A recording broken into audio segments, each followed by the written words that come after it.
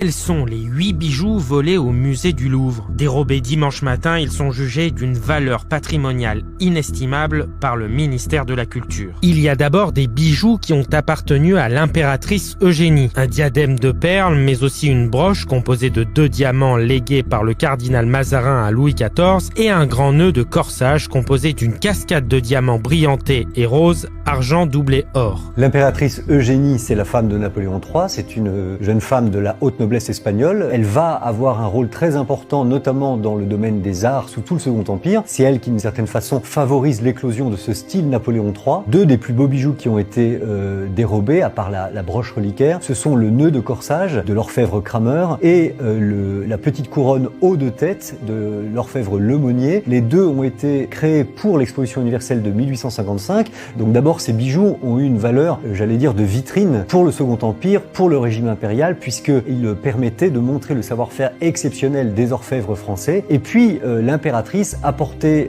ces bijoux dans toutes les réceptions officielles, notamment diplomatiques. On les aperçoit sur plusieurs des portraits officiels de l'impératrice. Quant au corsage, au nœud de corsage de l'orfèvre Cramer, c'est une splendeur absolue puisque c'est un nœud qui, comme son nom l'indique, se clippait sur le corsage de l'impératrice et qui était constitué de plus de 1500 diamants, lesquels oscillaient à chaque mouvement du corps de l'impératrice. L'idée de ce nœud de corsage, c'était de représenter en diamant et en monture d'or une sorte de nœud de tissu. Donc l'impression qu'on avait quand on le voyait au musée du Louvre, c'était vraiment une sorte de pièce de tissu très ouvragée avec un nœud très floconneux qu'on aurait laissé toute une nuit d'hiver sous le givre. Et cet aspect givré était évidemment dû à la multitude des diamants qui parsèment sa surface. C'était une pièce absolument exceptionnelle. Il y a ensuite un collier, un diadème et une paire de boucles d'oreilles de la reine Marie-Amélie et de la reine Hortense.